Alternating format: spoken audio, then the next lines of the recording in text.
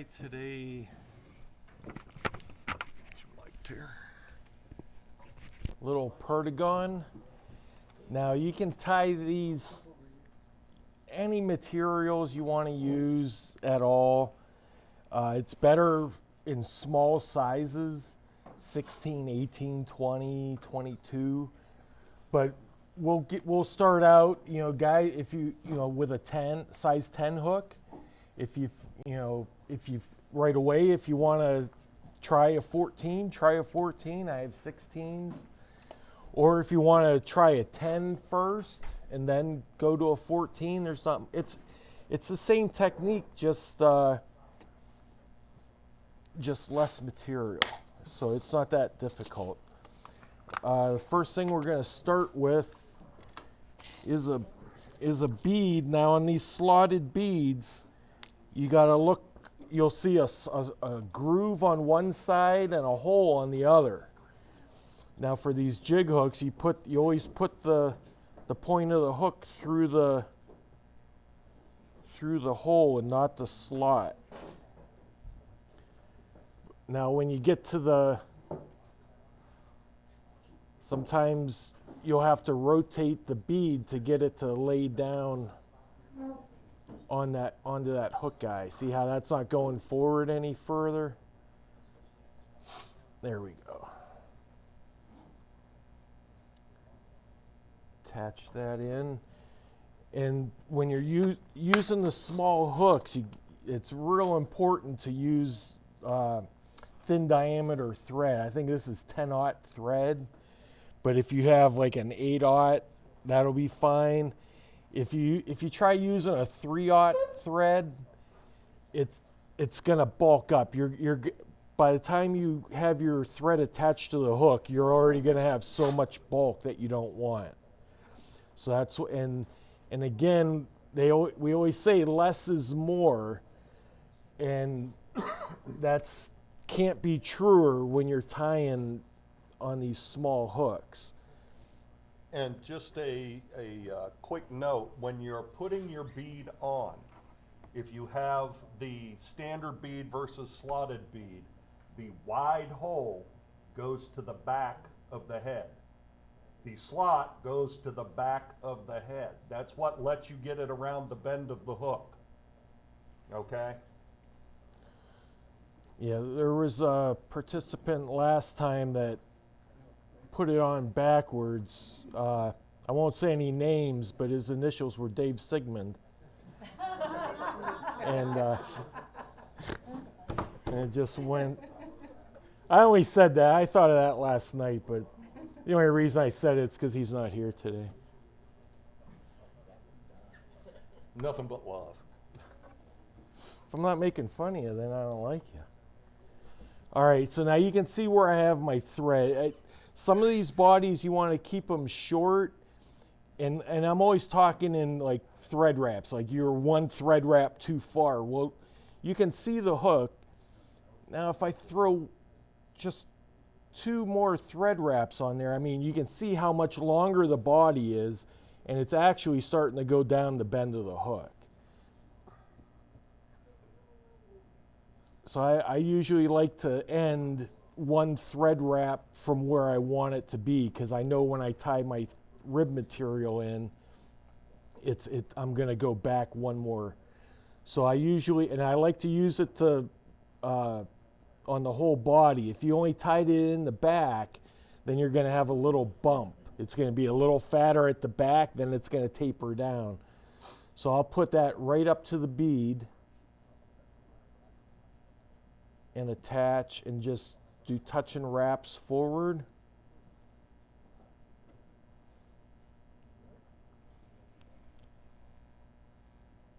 And then you do touching wraps with your rib material. This one is orange and yellow, and you all know I like orange and blue flies, so that's we were in first place for about 12 hours, which was really cool. Usually we can only say that if we win on opening day. Now again, you see the gap between my material and the bead. sometimes it's a good idea to leave that much material. You see, I make one more wrap. Now that collar's gonna be maybe too big. So I'll back it off one and just tie it in. And again, some of you guys I notice will say do 1 or 2 wraps, and you sit there and you go like that, spin like 10 or 12.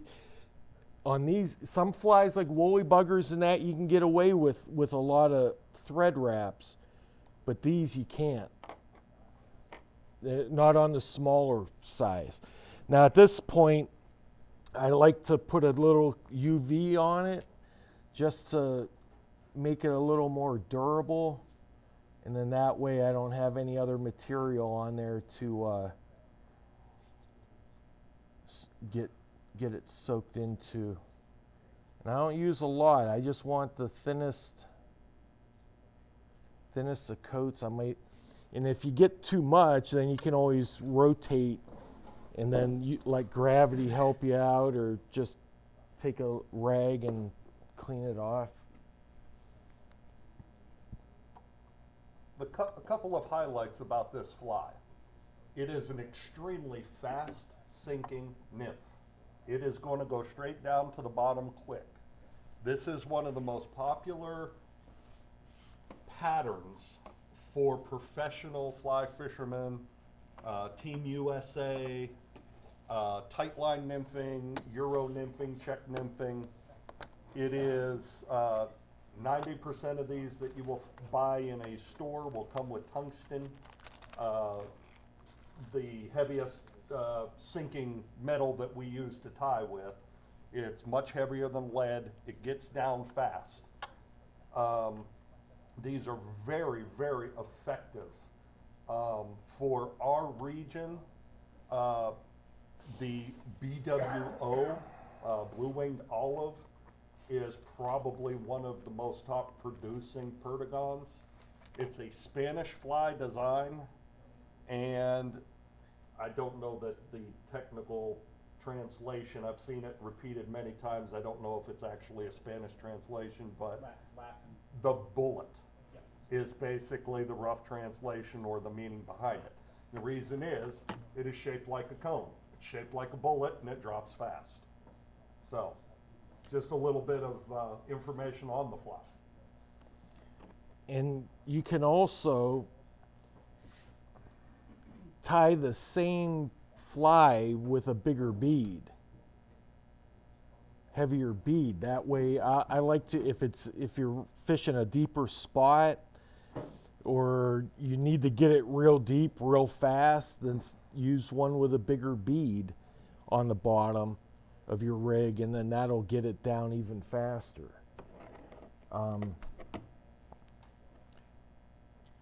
This is a small bead, but it's called a bomb bead. So it's the same size, and it takes up the same amount of space on the hook, but it's shaped like a teardrop. So there's more lead or more tungsten below the eye to get it deeper. I saw those in the catalog that were authorized from, so that'll be nice to get those. Now at this point, you could be done. You could throw a hot spot on there, throw more thread. You could, there's all kinds of variations that you can do. I have a few pre-made flies, and I'll show you. Well, let's just finish this one with a hot spot. Too many wraps. Well, you want the wraps there. You want the wraps there. So the idea between the bullet, you want that cone shape. And then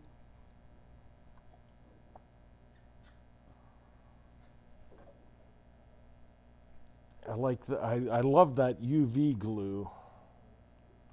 Do you use these for steelhead? You can, sure. Absolutely. Yeah.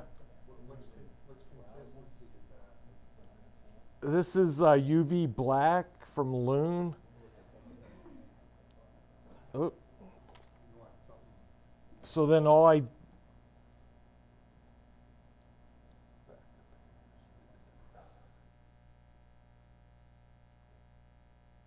and it doesn't take very much.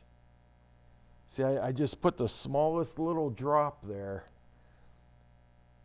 and I'll heat that up, cure it.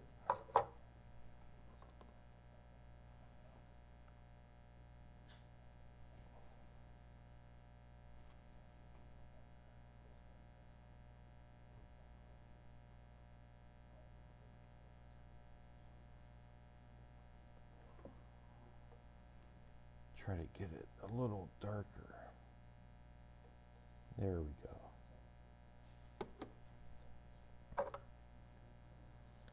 So now that little drop would be the wing case.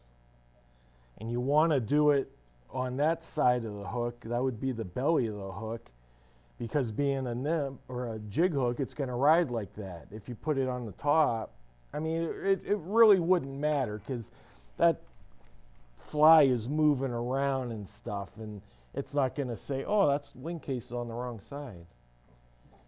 But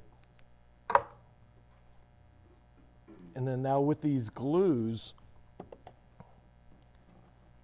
like they come in hot green, and you can even, that's what I'll use that. I wouldn't do it on this fly, I'm just doing it to demonstrate. But if you were making like an egg-laying caddis, you tied an elk hair caddis.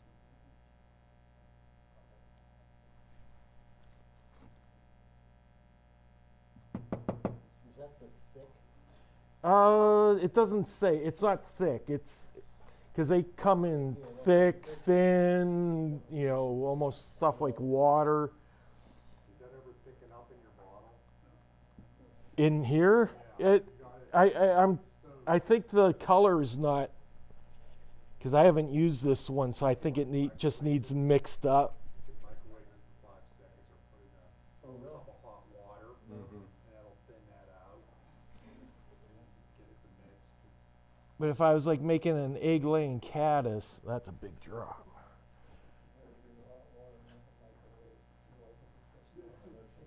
Yeah, I don't think I.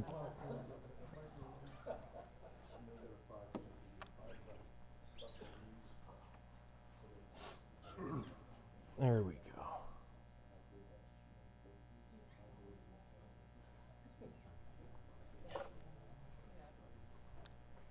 The variants and varieties of this fly are absolutely amazing when you start looking through Perdigon designs and patterns.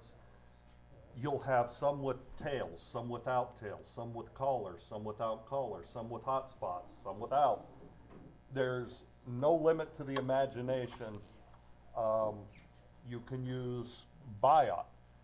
One side up gives you a rib look, one side down gives you a two-tone smooth look. You can just use thread. You can use tinsel. You go crazy. Yes. It's whatever materials you want to use, you can pretty much use. But you can see how that green gives the appearance of an egg at the back of it. So that's what I use on my egg laying patterns. You said that was hot green? Yeah, hot. I think it was called hot green. Hot green. All right, so now the same fly. The way I tied the first one, that's basic.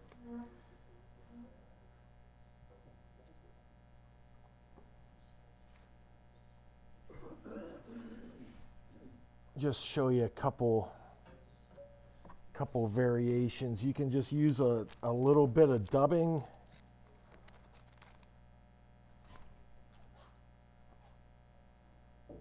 Ice dubbing, UV dubbing works really Anything. well. Yeah, if you want it flat, see, that's a lot.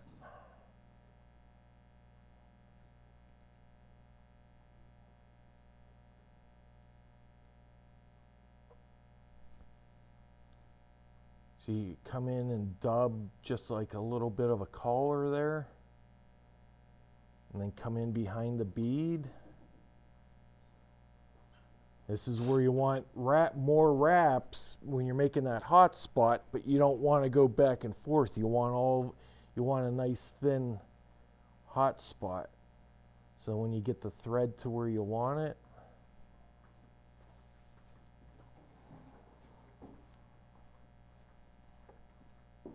there, then now that's done. You can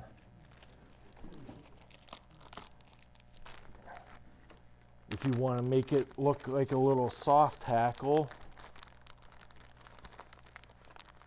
you can pull out your hen back, find a nice small little feather off of it.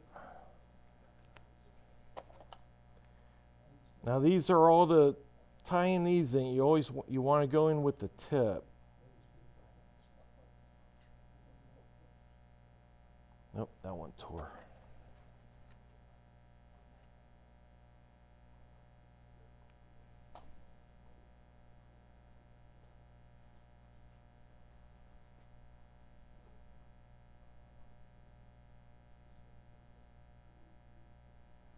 So all I'm doing there is stroking the fibers down so I get a piece that I can tie in. Cutting back just a little bit so you expose the stem. Yeah, so you don't have all that bulk. You can take your scissors and trim off some of those barbs. You want to keep some of those barbs on there though short, because then that'll give the thread something to grip onto. So it looks like a small comb.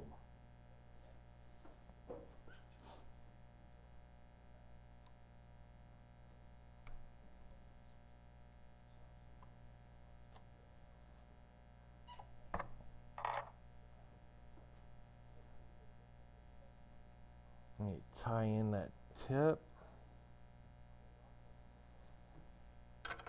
Trim off the butt. Anything else that's not looking right?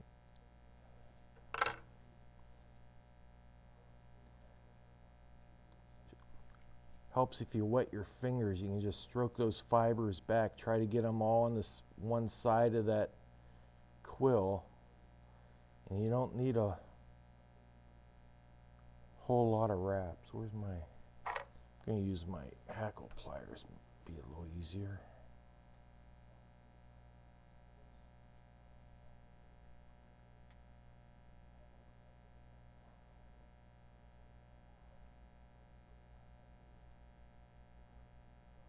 Just 2 wraps, all you need. Capture it.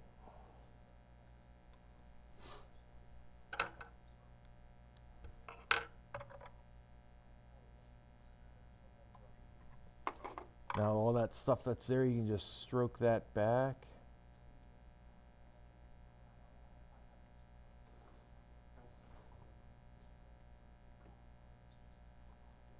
Got a couple stragglers there. We'll just trim those off. Again, get your hot spot.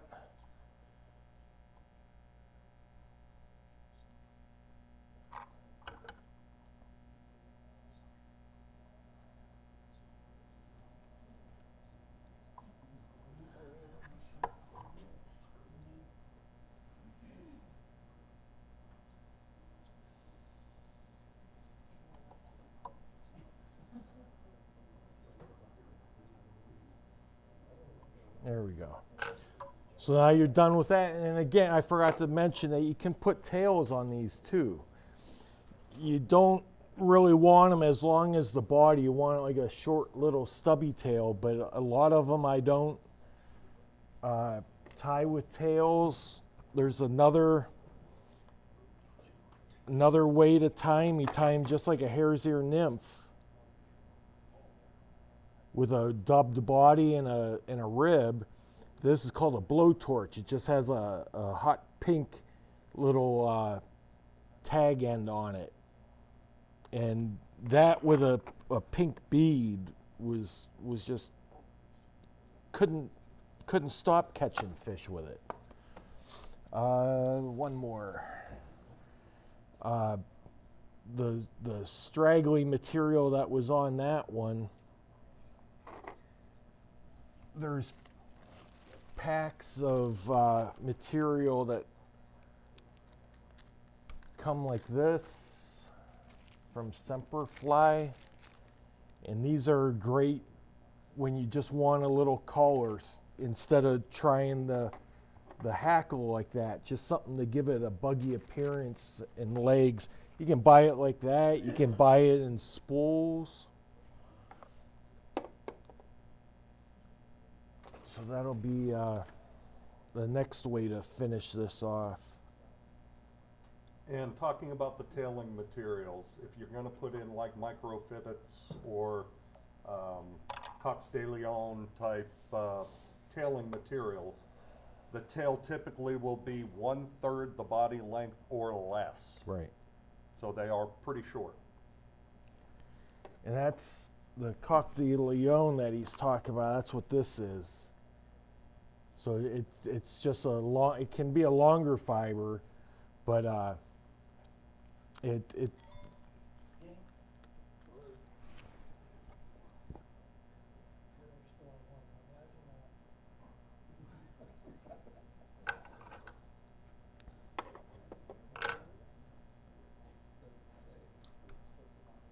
so just the same. You just capture that in. Bind it down, and again, it doesn't take many wraps. That's 3 wraps there. 1 to secure it.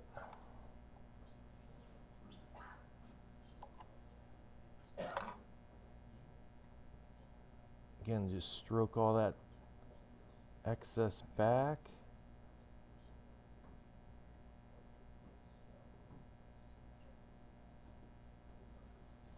And put in your hot spot.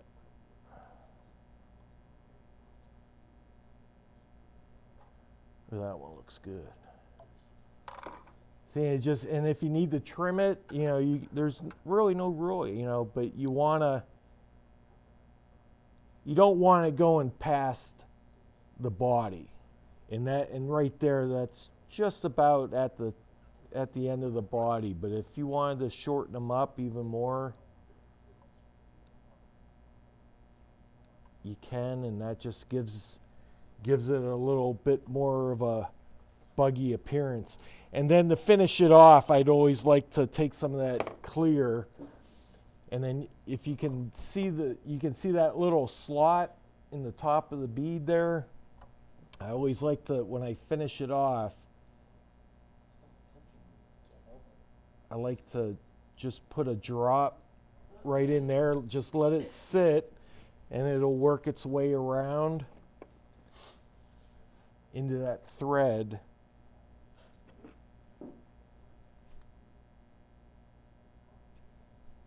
Hit it with a couple seconds, and if you wanted to, you could actually work it all the way around, but just for these purposes, I wasn't going to do that.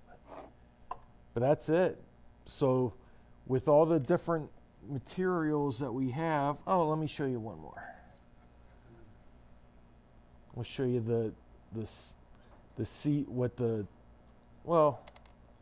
if you wanted to use CDC, that's the first fly I did. Same technique as the hackle. You just take this is very delicate stuff,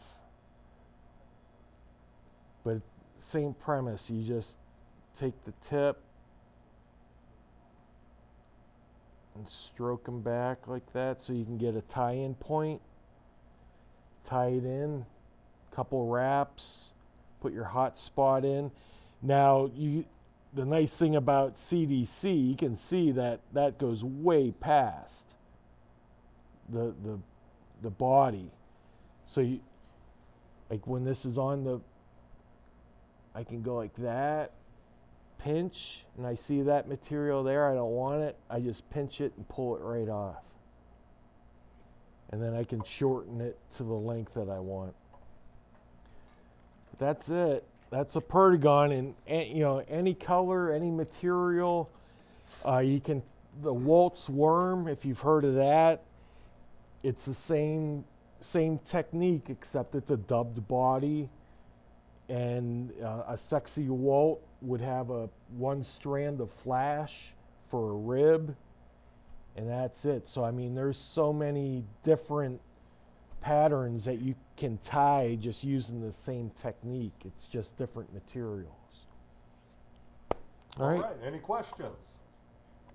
Ben, I got a comment though, on these guys with over the last 25, 30 years that get into technician and Perdigon and all these things, they catch fish. These guys on the fly fishing teams and international competitions, and if you stop and give it a look from the macro point of view, the one thing that these flies all have in common is that these guys are fishing on the freaking water. Yes. That's why they emphasize the tungsten and the extra weight. Some of these guys, when they tie these flies, not only do they put a tungsten bead on, they also put lead wraps on it to get 99% of those guys are fishing in these competitions 10 times heavier than you do anywhere you go. But they catch more fish than you do. Yes. And part of the philosophy behind that is in excess of 70% of all that fish eat, they eat off the bottom. As traditional fly fishermen love to tie on the dry and get that rise, that accounts for less than 30% of the feeding that the fish are actually doing. So if you want to increase your volume, go low. And When Go ahead. does it become a Perdigon versus a waltz worm? well, the Everything's waltz in- worm has the dub. dubbed body, So and if I it has think like that's the. rat, rib rat, or thread rat, then it's a Perdigon. Or The, is it- There's a fine line between the there two. Could be basically the same, but usually, I mean, like a zebra midge could be a Perdigon. I mean, that's what that is, and that's just thread wraps and fine red wire Yeah, that's, and some dubbing. You know, so I mean, they're all. I think I don't know if it's necessarily the shape. You know, you see Right. some of those Perdigons that have even less body than I tied in. right. They have like 2 wraps of material and stuff, and but it seems like most of them have that UV glue on them, and that might even help them cut through the water and And get it down definitely even makes them more faster. durable. Yeah, so you mean like UV over the whole body? Over the whole body. Gotcha. Yep. All right. But like when I went to Kettle Creek, and my mentor there, nymph or check nymph fished like this, and I started out with my fly rod and stuff, and after a little bit, he's like, "Rich, just try my rod, try my rod." So I tried his nymph rod, and I had 3 drifts. And on the last one, he goes, "Rich, I just set the hook 3 times on that drift." Because you're not in contact with anything. The nymph, you want it on the bottom or just above it, just tinking. You want it just above, because you want that line from the rod tip tight. And as you're drifting and it's coming down in the water and you're following it, you're looking for any movement in that leader, and you can have either line that has different colors that you can tie in, or sight indicators, or you can use wax on it. I saw the movement, but I didn't know if I was inducing it by maybe, bobbing my rod tip, that would make the line bend or whatever. But as soon as I knew what to look for, every time I'd see just the slightest little movement in that line, lift the rod tip, and usually there was a fish there. And as Joe Humphreys always says, hook sets are free, boys. Right, and that day I missed more fish than I caught, and I caught 35 before lunch and 35 after lunch, and I caught 70 fish. I easily missed 100,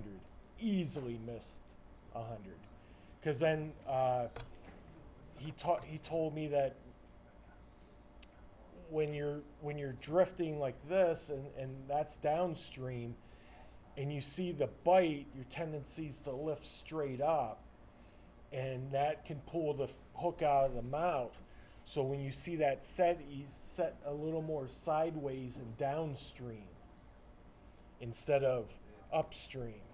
And just little tips like that were all that it took. But with those, I think I was using a 3-weight, a 10-foot 3-weight, and you can really feel it tinking off the bottom. You feel it tinking off the bottom, just lift up until you don't feel it.